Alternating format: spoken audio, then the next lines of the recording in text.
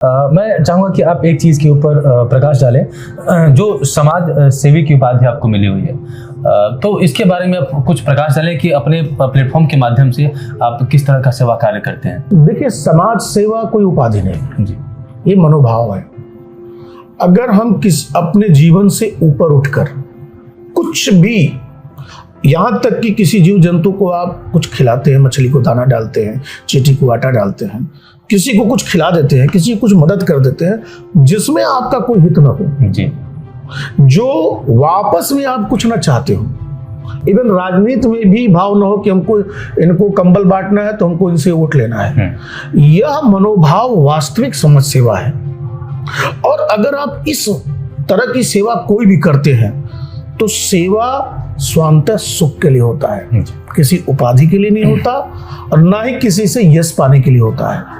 जितने लोग समाज में सेवा करते हैं, मैं अपनी बात नहीं करता, मैं कहता हूं जितने लोग समाज में वास्तविक सेवा करते हैं वे सारे के सारे लोग खुद को खुश करने के लिए करते हैं, स्वांतः सुख देने के लिए करते हैं। उनको अच्छा लगता है, उनके भाव ऐसे होते हैं। अब उसको लोग, समाज जिस नजरिए से देखता है वैसी उपाधि दे देता है, इसमें उनका कोई रोल नहीं है। वैसे ही मेरे उपाधियों में जो समाज ने दिया है, बहुत बहुत साधुवाद समाज के लोगों का, मेरा कोई रोल नहीं है उसमें। लेकिन एक बात मैं कहना चाहूंगा कि जो कुछ भी हम लोग कर पाए चेतना मंच के माध्यम से, उसमें मेरा एकल कोई रोल नहीं है। मैं अकेले कुछ नहीं कर सकता। हमारी एक बहुत बड़ी टीम है। 2010 में हम लोगों ने शुरू किया, एक बड़ी टीम है। हम सब मिल करके साथ में सोचते हैं, साथ में चिंतन करते हैं और साथ मिल करके हम काम करते हैं, जिसका परिणाम 25 मलिन बस्तियों में फ्री वाला स्कूल खुला, जिसे ज्ञान ज्योति केंद्र कहते हैं। चयन किया गया उन बच्चों को जो बच्चे स्कूल नहीं जाते। 2010 में जब मैंने बेसिक शिक्षा अधिकारी से पूछा कि जिले में कितने ऐसे बच्चे हैं जो स्कूल नहीं जाते, तो उन्होंने कहा 18 बच्चे हैं। उनके ऑफिस में रिटर्न दस्तावेज में 18 लिखा था और उस समय एक बस्ती में लगभग 45 बच्चों को हम लोग पढ़ा रहे थे, वो स्कूल नहीं जाते थे, और 25 बस्तियों में हम लोग पढ़ा रहे थे।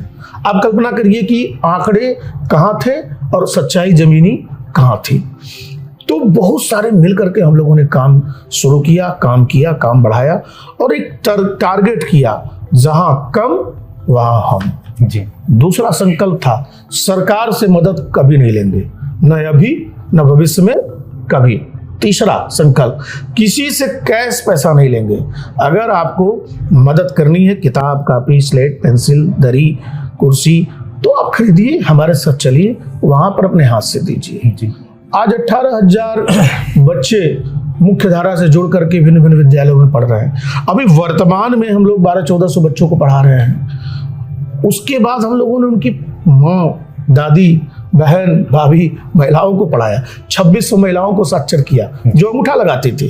उन्होंने देखा अपने जीवन में चमत्कार होते हुए, अपने पति का नाम लिखा, अपने बेटे का नाम लिखा, अपने पिता का नाम लिखा, अपना नाम लिखा और बहुत खुश हुई। उनके चेहरे का भाव देख करके हम लोग को लगा कि हम लोगों को वो सब मिल गया जो हम लोग चाहते थे।